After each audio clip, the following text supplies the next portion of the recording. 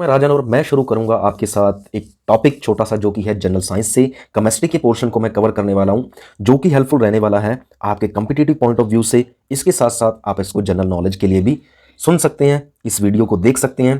तो केमिस्ट्री को हम शुरू करेंगे। इसका टॉपिक जिसका नाम है मैटर वो मैं इसके अंतर्गत कवर करूंगा, तो बने रहिए मेरे साथ। पहले हम डिस्कस करते हैं कि मैटर क्या होता है।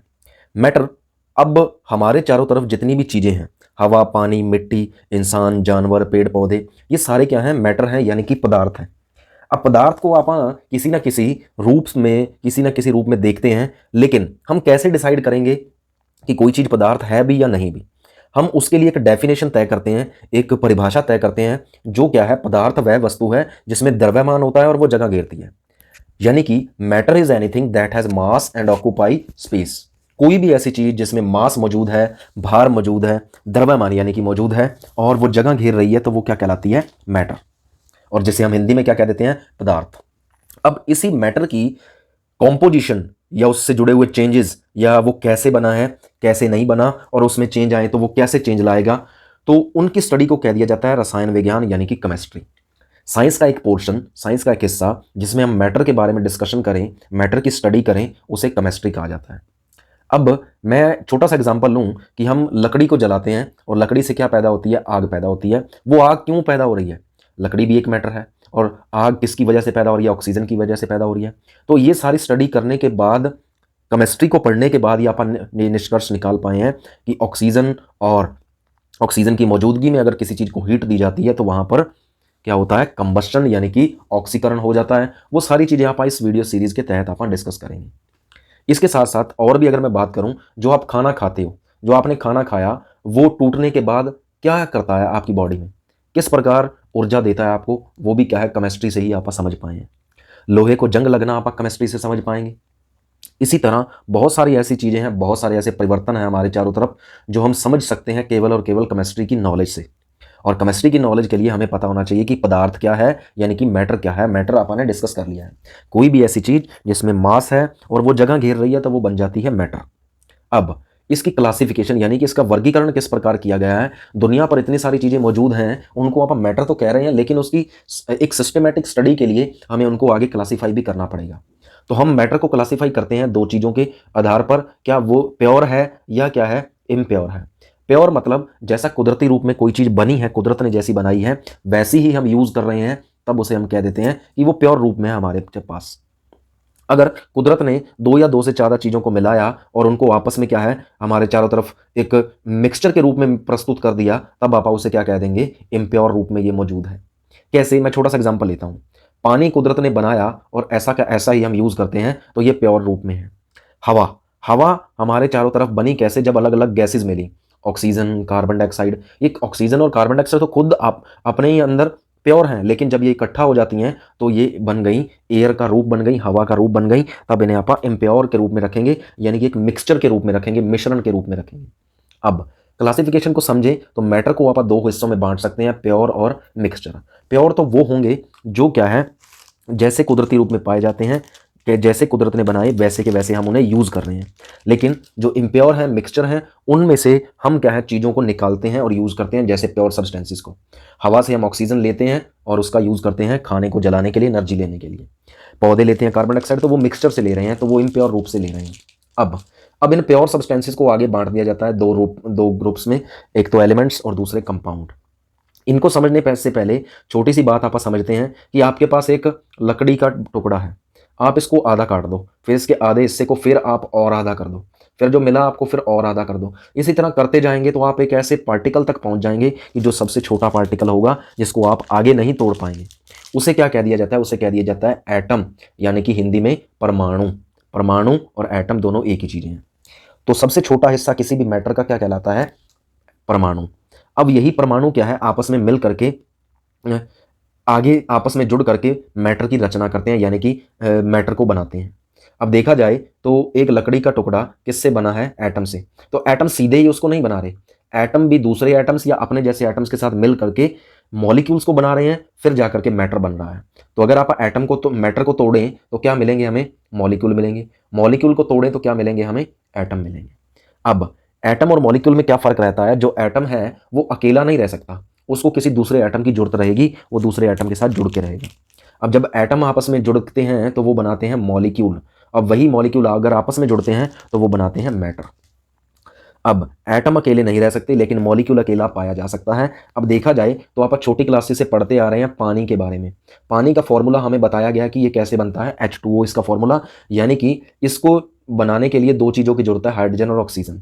तो ये जो मॉलिक्यूल का फॉर्मूला है, इसे मॉलिक्यूलर फॉर्मूला हम कहते हैं। तो ये क्या बताता है, फॉर्मूला है H2O, यानी कि दो हाइड्रोजन के एटम और एक ऑक्सीजन का एटम। दो हाइड्रोजन के एटम और एक ऑक्सीजन का एटम तीनों मिल जाएं तो ये बना देते हैं पानी का मॉलिक्यूल। ठीक है, एक एटम किसका, दो हाइड्रोजन के एटम और एक ऑक्सीजन का एटम मिले तो ये इन्होंने मॉलिक्यूल बनाया। एक मॉलिक्यूल 2, 3,000, 15,000, 20,000, इस तरह बहुत सारे मॉलिक्यूल बनेंगे, जुड़ेंगे आपस में तो एक मैटर बन जाएगा, समुद्र पूरा का पूरा पानी बन जाएगा। अब हमने क्या सीखा, एटम वो छोटा हिस्सा जो अकेला नहीं रह सकता, किसी भी मैटर का एटम कहलाता है। लेकिन मॉलिक्यूल वो छोटा हिस्सा है जो अकेले भी पाए जा सकते हैं। मॉलिक्यूल किससे बनते हैं, एटम्स के मिलने से ही बनते हैं। अगर किसी मॉलिक्यूल को बनाने के लिए सेम एटम लगे हुए हैं तब क्या होता है, वो उसे हम एलिमेंट कहते हैं। लेकिन अगर डिफरेंट लगे हैं तो उसे हम कहते हैं कंपाउंड, यानी कि यौगिक। ठीक है, यौगिक एलिमेंट को हिंदी में कहते हैं हम तत्व। ठीक है, और उसे कहते हैं कंपाउंड को यौगिक, जो दो रूप हैं किसके, प्योर मैटर के, एलिमेंट और दूसरा कंपाउंड। एलिमेंट कौन होते हैं, जिनमें एक ही टाइप के एटम्स पाए जाएंगे किसी मॉलिक्यूल को बनाने के लिए, उन्हें एलिमेंट्स कहा जाता है। और कंपाउंड उन्हें कहेंगे जिनके अंदर अलग अलग तरह के एटम्स पाए जाते हैं मॉलिक्यूल को बनाने के लिए। एग्जांपल मैं अगर दूं तो पानी का फॉर्मूला H2O, यानी कि इसमें दो अलग अलग टाइप के एटम पाए जा रहे हैं तो ये एक यौगिक है। इसी तरह अगर आगे आगे देखें तो ऑक्सीजन गैस का फॉर्मूला O2। O2 में दोनों एक जैसे एटम ऑक्सीजन के। क्लोरीन गैस Cl2, इसमें दोनों क्लोरीन के एटम, तो ये बन जाता है क्या, हमारे पास एलिमेंट। ठीक है, तो ये दोनों शुद्ध रूप हैं। एलिमेंट्स उतने ही टाइप के हैं जितनी दुनिया पर क्या है, एटम पाए जा रहे हैं। अभी तक हमें जितने भी एटम ज्ञात हैं वो हैं 118 तरह के। जितने भी हमें आज तक एलिमेंट ज्ञात हैं वो हैं 118 तरह के। और इनकी क्लासिफिकेशन अपन इस प्रकार कर लेते हैं कि इनको स्टडी करना आसान हो जाए, पढ़ना आसान हो जाए। तो उसके लिए हम यूज़ करते हैं एक टेबल जिसे कहा जाता है आवर्त सारणी, या क्या है, पीरियोडिक टेबल। उसके लिए भी मैं एक अलग सेपरेट लेक्चर कवर करूँगा। अब मैं बात करूँ इन दोनों के बारे में तो सबसे पहले इस तत्व शब्द का यूज़ किसके द्वारा किया गया था, ये यूज़ किया गया था रॉबर्ट बॉयल के द्वारा। रॉबर्ट बॉयल ने सबसे पहले 1661 में तत्व शब्द का यूज़ किया, यानी कि एलिमेंट शब्द का यूज़ किसने किया, रॉबर्ट बॉयल। किसने, 1661 में। ठीक है, इसके बाद एक और फ्रांसीसी आप केमिस्ट कह सकते हैं, केमिस्ट थे जिनका नाम था एंटोनियो लॉरेंट लवेजियर। इन्होंने क्या है, सबसे पहले जो एलिमेंट है उसकी जो डेफिनेशन है वो डिसाइड की थी। जैसे मैं कह रहा हूँ ये एलिमेंट्स के अंदर एक ही तरह के क्या पाए जाते हैं, एटम पाए जाते हैं, तो वो डेफिनेशन किससे आई, एंटोनियो लॉरेंट लवेजियर की तरफ से। और रॉबर्ट बॉयल ने सबसे पहले कौन सा शब्द यूज़ किया, तत्व, यानी कि एलिमेंट। ठीक है, तो अगर आप बात करें, एलिमेंट्स केवल एक ही तरह के परमाणुओं से बना होता है, यानी कि एक ही तरह के एटम्स से बना होता है। जैसे सोने की बात करें तो सोना एलिमेंट है। ठीक है, हाइड्रोजन गैस की बात करें तो वो एलिमेंट है। अगर आप बात करें आयरन की तो वो भी क्या है, एक एलिमेंट है। पानी एक कंपाउंड है, यानी कि यौगिक है। कार्बन डाइऑक्साइड एक यौगिक है। अब इन्हीं एलिमेंट्स को आप आगे किस में डिवाइड कर देते हैं, metals, non metals, metalloids, noble gases. Metals कौन होते हैं, मेटल्स वो जिन्हें आप कह देते हैं हिंदी में धातु। मेटल वो चीज़ें हैं जिनमें से करंट पास हो जाता है, जिनके पास चमक होती है। ठीक है, जिसमें से ऊर्जा पास हो जाए, यानी कि हीट एनर्जी ऊष्मीय ऊर्जा पास हो जाए, उन्हें हम मेटल्स कह देते हैं। जैसे सोना, चांदी, तांबा, ये सब धातु हैं और ये मेटल्स हैं। नॉन मेटल वो होती हैं जो चमकीली नहीं होती। एक चीज़ देखना, आपके पास लोहे की रॉड है, उसको आप काट दो तो काटने पर जो अंदर वाला जो सरफेस आपको मिलेगा वह चमकता हुआ दिखेगा। तो इसका मतलब क्या है, उनके पास एक अपनी चमक है। तो मेटल्स के पास अपनी चमक होती है, सोना, चांदी, तांबा। ठीक है, ये मेटल्स हैं। नॉन मेटल, जैसे अगर आप देखें कार्बन, कोयला होता है आपके पास, कोल। ठीक है, कोल के अंदर कोई चमक नहीं है, कोई करंट पास नहीं होता, कोई हीट पास नहीं होती, तो वो किस में आएगा, नॉन मेटल्स में। तो एक और है कि मेटल्स को आप पीट करके क्या है, उनकी लंबी चादरें या लंबी तारें बना सकते हो, लेकिन नॉन मेटल्स के साथ ऐसा कुछ नहीं किया जा सकता, जिन्हें हम कह देते हैं अधातु। ठीक है, इसके साथ साथ मेटल और नॉन मेटल के बीच की जो एलिमेंट्स होते हैं उन्हें मेटलॉइड्स कहा जाता है। ये दोनों के गुण दिखाते हैं, मेटल्स के भी और नॉन मेटल्स के भी। उन्हें हम क्या कह देते हैं, उपधातु हिंदी में, या मेटलॉइड्स। इन्हें और क्या, इनके एग्जाम्पल अगर आप देखें तो बोरॉन, ठीक है, सिलिकॉन, जर्मेनियम, ये क्या है, कुछ एग्जाम्पल्स हैं किसके, उपधातुओं के।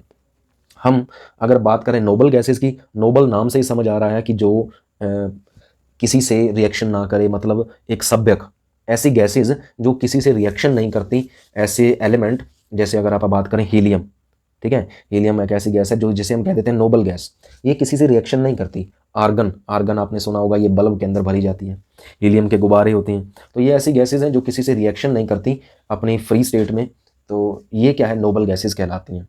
तो ये हो गए हमारे सारे एलिमेंट्स। अब इसके बाद अगर आप बात करें कंपाउंड्स की, तो कंपाउंड दो तरह के हैं, आयोनिक और मॉलिक्यूलर, ठीक है। आयोनिक जिनमें क्या है, जो बॉन्ड होगा, जो मतलब दो एटम्स के जुड़ने, दो एटम आपस में जुड़ रहे हैं, एक एटम दूसरे एटम से जुड़ रहा है, वो एटम कैसे होंगे, आयोनिक होंगे, ठीक है, तब वो आयोनिक कंपाउंड कहलाया जाएगा। लेकिन इसकी बात आप अगली वीडियो में करेंगे। मॉलिक्यूलर, इसमें ये आयोनिक कंपाउंड नहीं रहेंगे। अब मिक्सचर, मिक्सचर की बात करें तो मिक्सचर यानी कि मिश्रण, ये दो तरह के होते हैं, होमोजीनियस एंड हेट्रोजीनियस। होमोजीनियस और हेट्रोजीनियस, समांगी एंड विषमांगी, ठीक है, समांगी इन्हें और विषमांगी ये। मान लीजिए आपके पास पानी है, तो पानी में आप नमक डाल दीजिए तो ऊपर से नीचे तक पानी एक जैसा ही हो जाएगा, हर तरफ से एक जैसा क्या होगा, नमकीन पानी आपको मिलेगा। लेकिन अगर आप पानी में रेत डाल देते हो तो कहीं पर रेत ज़्यादा गिरी हुई मिलेगी, कहीं ऊपर वाले हिस्से में ये कम मिलेगी, तो वो मिक्सचर जो बना है वो हेट्रोजीनियस है। होमोजीनियस ऐसा मिक्सचर जिसमें दो या दो से ज़्यादा चीज़ें एक पूर्ण रूप से बराबर मात्रा में यूनिफॉर्म कॉम्पोजिशन के अकॉर्डिंग वो बंट जाएं, तो वो क्या है, होमोजीनियस मिक्सचर होते हैं। और दूसरे कौन से होते हैं, हेट्रोजीनियस, ठीक है। तो ये था छोटी सी इंट्रोडक्शन, ठीक है। इसको आप आगे देखें तो प्योर सब्सटेंसेस की अगर आप यहाँ पर बात करें तो एलिमेंट्स और मॉलिक्यूल के एलिमेंट्स दो रूपों में, जिनमें क्या है आप दिखा रहे हैं यहाँ पर, मॉलिक्यूल्स दो या दो से ज़्यादा एटम्स के जुड़ने से बने हुए यहाँ पर दिखाए गए हैं। कंपाउंड कैसे दिखाए गए हैं, मॉलिक्यूल और आयन के रूप में। अब मॉलिक्यूल्स में ये यहाँ पर आप देख सकते हो, ये आयन के रूप में, जैसे सोडियम क्लोराइड है। तो इसकी बात आप डिस्कशन बाद में करेंगे। इसके बाद देखें तो क्लासिफिकेशन आपने की है मैटर की। तो अभी आपने सीखा कि जो प्योर चीज़ें होती हैं वो कैसी रहेंगी, जैसी कुदरत में पाई जा रही हैं वैसी ही, ठीक है। यहाँ पर कंपाउंड के अंदर दो या दो से ज़्यादा एटम जुड़े हुए हैं और एलिमेंट्स के अंदर एक ही तरह के एटम्स हैं और उनके मॉलिक्यूल में एक जैसे एटम रहेंगे।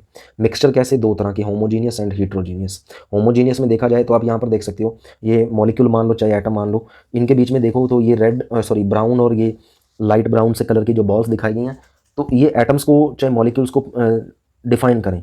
तो देखें तो आप कंपोजिशन इनकी हर जगह क्या है, बराबर मात्रा में मौजूद है, तो ये होमोजीनियस मिक्सचर बनता है। यहाँ पर क्या है, कोई अरेंजमेंट नहीं है, तो ये हेट्रोजीनियस बनता है, समांगी एंड विषमांगी, ठीक है।